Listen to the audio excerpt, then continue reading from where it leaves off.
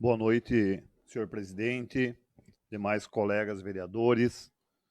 Quero cumprimentar a Karine e a Andriele, funcionários desta casa. Quero te parabenizar mais uma vez, Diego, como presidente, então, dessa nossa terceira sessão legislativa. Espero que tu tenha um bom ano, que tu possa, como já foi falado hoje, fazer as coisas para qual tu te planejou. Eu sei que tu é uma pessoa planejada e que tu consiga executar e nos comandar aqui como vereadores, que essa casa continue fazendo o trabalho que vem fazendo. Eu conversava antes com os colegas, nós temos Câmara de Vereadores que fazem sessões a cada 15 dias, temos câmaras de vereadores que vão começar as sessões em março. A nossa Câmara, eu estava vendo aqui, nós nos reunimos dia 11, dia 12, dia 13, nos reunimos várias vezes em janeiro, que é um período de recesso, sem problema nenhum, sem receber a mais por isso. Então, eu acho que a nossa casa, a casa a qual tu preside, e deve ter muita honra, porque presidir uma casa de vereadores, eu acho que ela é uma honra para qualquer vereador, para qualquer munícipe, tu poder ser vereador, muito mais ainda, então, tu presidir a casa do povo. Então, eu te desejar toda a sorte do mundo, Diego, e que tenha um bom trabalho e consiga nos fazer e nos deixar trabalhar o máximo possível. Queria dizer que eu, conversando com um amigo essa semana, ele me falou que o Fernando Henrique falava em duas éticas. E as pessoas, às vezes, têm que entender que nessas duas éticas, a gente, às vezes, vota alguma coisa nessa casa, nós temos que votar pensando no município e não pensando na gente. Às vezes, para nós, para mim, vereador, por exemplo, eu até poderia ser favorável a uma votação, mas pensando pelo bem do município, eu devo ser contrário. Eu digo isso, às vezes, quando tu tem alguma votação, a gente pensa, e tem que pensar assim, é tu ter essas duas éticas. Às vezes, para ti, como pessoa, eu não jamais posso votar alguma coisa que vá favorecer, por exemplo, a minha classe, que vá favorecer o meu negócio.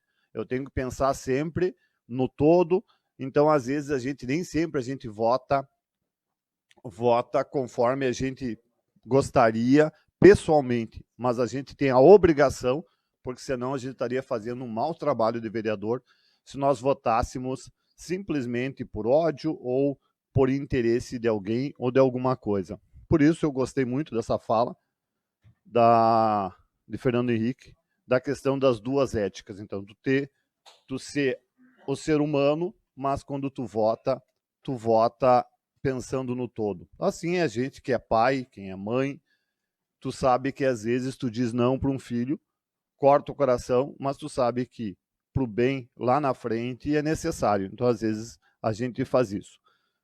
Todo mundo viu hoje a quantidade de projetos que vem a essa casa, todo mundo viu a qualidade dos debates. Eu sempre venho repetindo isso ao longo das minhas falas, que nós temos discussões, que as discussões às vezes nos exaltamos aqui, mas as pessoas têm que entender que cada um está defendendo uma ideia, cada um está defendendo o que acredita, e assim tem que ser. Assim como quando tu joga uma partida de futebol, quando tu faz alguma coisa, tu tem a tua fé religiosa, tu defende aquilo que acredita. E nós estamos aqui defendendo a população que nos votou, a população que nos coloca aqui como vereadores. Então, sempre vai ter essas discussões que eu acho que só nos engrandece. Eu acho que cada vez mais, a gente fazendo esses diálogos, a gente podendo conversar, a gente podendo discutir, a gente vai chegar num denominador comum. Assim foi na reforma da Previdência, do Fundo de Previdência dos funcionários. Já era uma discussão que a gente vinha há muito tempo conversando, já de outras legislaturas, e, enfim, se chegou a um consenso. Nós tínhamos a emenda constitucional 103, que veio do governo federal, onde alterava várias situações para os funcionários públicos. Numa conversa com muito diálogo, antes dessa administração do Arley do IP assumir, nós já tínhamos esse compromisso de conversar, de fazer as alterações necessárias para que o Fundo de Previdência conseguisse se manter. Isso é o que eu tenho repetido a todos os funcionários públicos, que são dependentes do fundo de previdência, dependentes e sócios do fundo de previdência, porque tu recolhe todo ano, todo mês, para um dia tu se aposentar e manter teu salário, 100% do teu salário, na tua aposentadoria. E para isso tem que ter administrações sérias que pense na saúde financeira desse plano. Nós tínhamos o plano de previdência, o RPPS dos funcionários, então, com quase 180 milhões de passivo, que vinha se arrastando de muitos anos. Só nesse projeto, que a gente passou quase um ano discutindo, já baixou mais de 13 milhões esse passivo do fundo de previdência.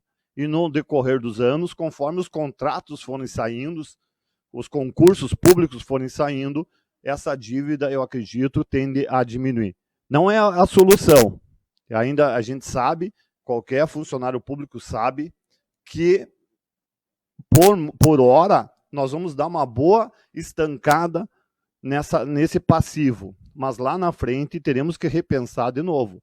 Todo mundo sabe disso, porque por um período, como agora vai entrar vários funcionários públicos concursados, ao invés dos emergenciais, que não colaboram com o fundo de previdência, esses concursados só vão se aposentar daqui 30 anos.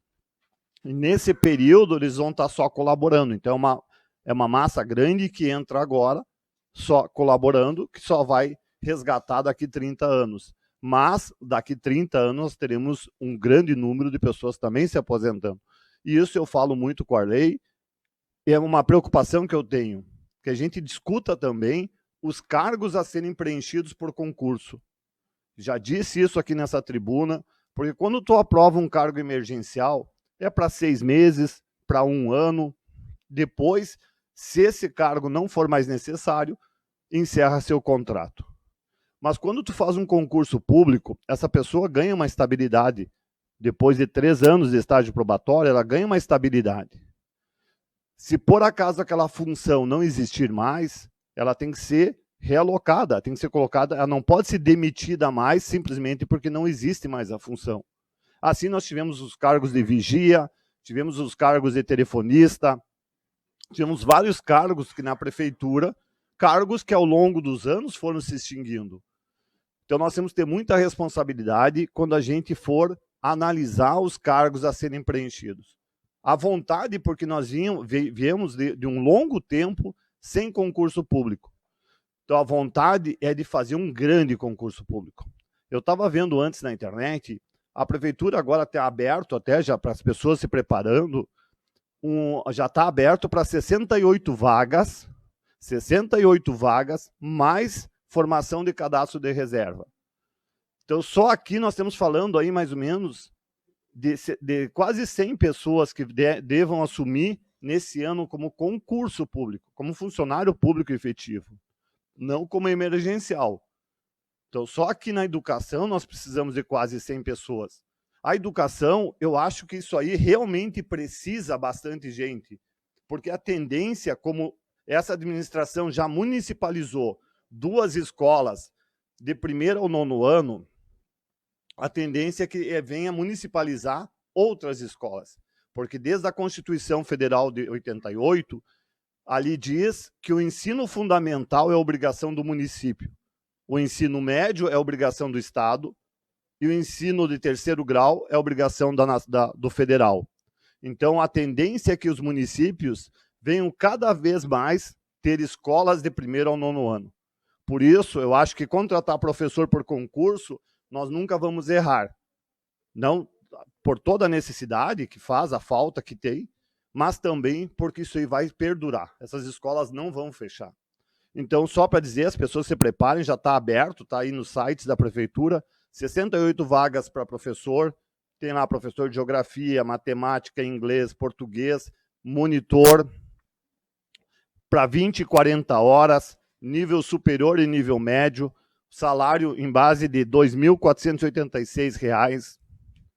Então, que as pessoas possam se preparar, não deixem de se inscrever, não deixem de fazer o concurso público, porque tu ter uma estabilidade num concurso público, isso também é importante. E o salário não é ruim. Um salário começando para 20 horas, R$ 2.000, se vai dar mais de R$4.000, não é ruim, é um baita de um salário. Seria isso e que nós tenhamos um bom ano de 2023. Obrigado.